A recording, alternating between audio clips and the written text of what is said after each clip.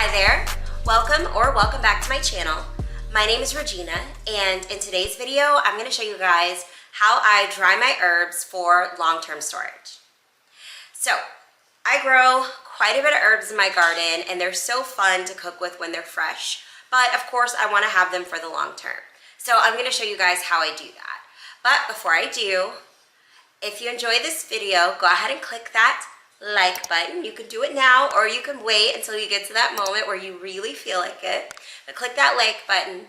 That lets me know how you feel about the video, and of course it helps this video get out to more gardeners, which I would greatly appreciate. And of course, if you're looking for more gardening content, I'm growing in North Texas Zone 8A, which is why I am indoors for this video, because it's currently about 102 degrees out. But I'm growing in North Texas, so if you're looking for gardening content for this area or for any area, because lots of things that I do can definitely apply, then go ahead and subscribe to my channel and click the notification bell so you'll be notified every time I post a video. Now, let's get into it. So, like I mentioned, I love growing herbs. They're usually pretty easy to grow, and I can start them from seed when I start my seedlings, and some of them I can just toss seeds outside and let them grow.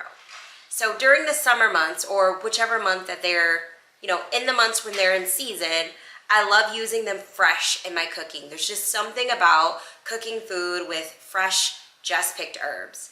Of course, fresh herbs at the grocery store can be pretty expensive, so it's really nice when you can just grow them yourself, walk out into your backyard, and get what you need. So of course, though, the fresh herbs are not always in season. So I like to make a habit of dehydrating my herbs during season so that in the off season I have lots to use in my cooking and I don't ever have to buy them. So here, these are just, let's see, this is thyme and cilantro. These are the little jars that I use to store my herbs once I have them, once they're dehydrated. They are really cute. I bought this whole spice rack. I'll show it to you now. Bought this really cute spice rack on Amazon, and it came with like the labels and the empty bottles, and then some that were blank that I could write on myself for if I had herbs that they didn't list. And so I keep these filled and I have it hanging on my wall. Super cute, really fun. So now, how do I dehydrate my herbs? Well, what I do, it's actually pretty simple, and I use the same process for pretty much all of them that I dehydrate. I don't hang them to dry, I just use my dehydrator, and I harvest the herbs, and I'll just do one herb at a time because it takes the dehydrator, a while to do it, several hours. Usually I'll dehydrate like overnight. So I just make it a habit of when I'm harvesting, if I don't have anything going in the dehydrator, then I'll go ahead and grab an herb that I need where I don't have a full jar of. So I harvest the herb that I need, and then I take it in the house. I will wash it really good. Sometimes I use a little bit of vinegar, not a lot. I don't want to strip all the natural oils or whatever that give it the flavor. But I wash it and then I pat it dry. And then I'll cut it up or tear it up depending on which herb. Like basil, I'll remove the leaves. I'll just dehydrate the leaves. Most of the time for things like parsley, stuff like that, I'll dehydrate the leaves and the stems because they all have good flavor in them. So it really just depends on the herb how I kind of process it. Thyme, I just dehydrate the leaves of the stem, and then when they're dried, I take the leaves off because it's really easy to do that. So it just depends on the herb how I process it, but the same process as far as washing it, patting it dry, and then I lay it on the tray of my dehydrator. And then I fill the dehydrator all the way up. I use a very basic dehydrator. The brand is Elite Gourmet. I purchased it a year ago on Amazon. I use it to dehydrate peppers, herbs, make sun-dried tomatoes. I use the same dehydrator for it.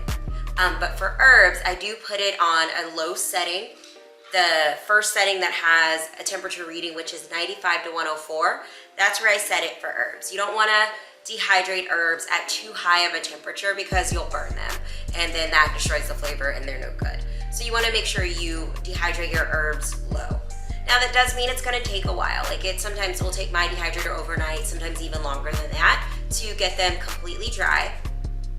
But once they are completely dry, then I just take them out of the dehydrator, and I usually will just use my hand and crumble them up into the funnel and then let that filter into the bottle and cover it tightly with the lid, and that's it.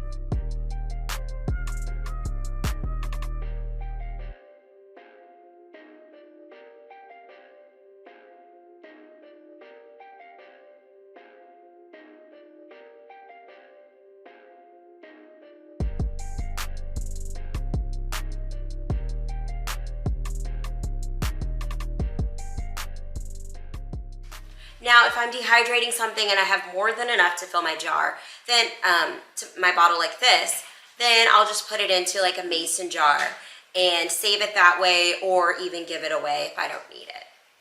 But the dehydration process is super simple.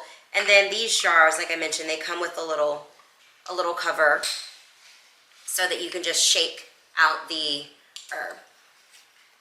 Now, if you look at my little spice rack, actually, there are 24 spices here, and all but 6 of those came from my garden. So all of the different types of peppers that you see down in the bottom row, all of that stuff came out of my garden. I'll do a video soon of me dehydrating peppers so you guys can see that process, because it's very similar to the herbs, but it's a little bit different as far as the processing after they're dehydrated.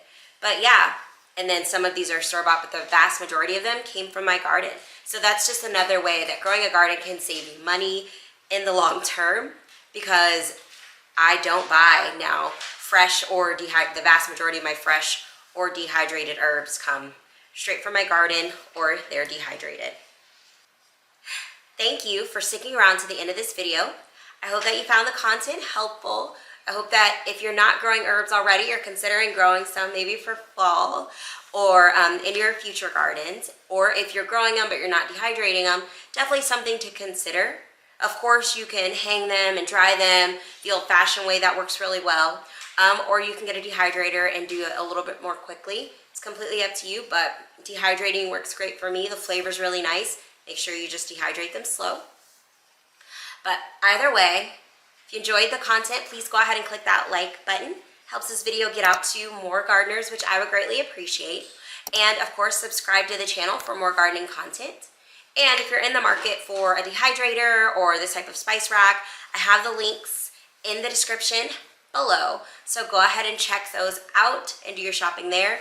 I am an Amazon affiliate, so I do earn a small commission from any purchases made by clicking on those links, whether you get those exact products or you decide on something else. But that does not change the price for you at all.